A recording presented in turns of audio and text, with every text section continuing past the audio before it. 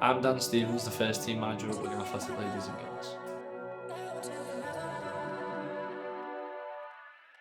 So Wigan Athletic Ladies and Girls became a club in 1999, so they've been a club for 26 years now.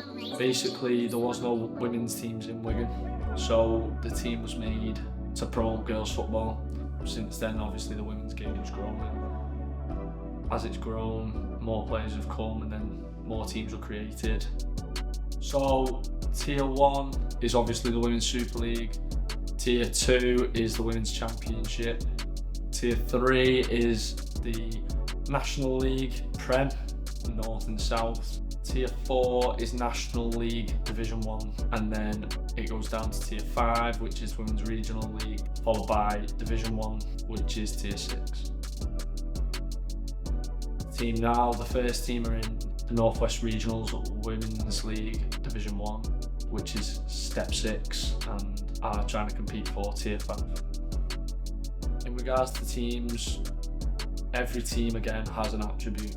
They have the strengths, they have the weaknesses, but there are no simple teams in this league, and there'll be no simple games.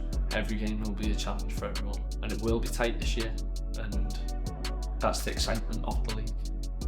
This season our team's quite fresh, quite a new team, so one of our goals this season is obviously to build the team and strengthen the team during the season. It is my first time in open age women's football, so as well as them get to know each other, I need to get to know them, and I need to get to know the women's game. So my colleagues at Wigan are Sam, my assistant manager, Gianni is my goalie coach, and then I have Neve. And obviously there's been a big growth in women's football, and men's football's huge, especially in England, and a lot of grassroots and lower league teams, they are supported and they do get the attendance, and I think in women's football it definitely has to grow, and that's what we want as a club, and not just us but all around the country.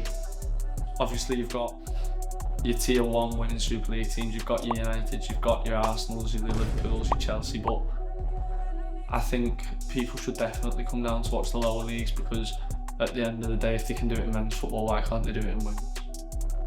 The amount of girls that are coming through into women's football and the development in women's football is unbelievable. At the end of the day, your job is to develop players and win games, and whether that's a men's team or a women's team, it's the same outcome and the same goals. Like I said before, girls football is huge, and as it grows, the players want to grow, and they all want to become professional footballers now. And for them to develop, they've got to consume information, they've got to take it in, they've got to listen, they've got to learn, and that's something that they do well in women's football. They take in the information and apply it. Every player's got positive attributes, and that is what's so good about this team.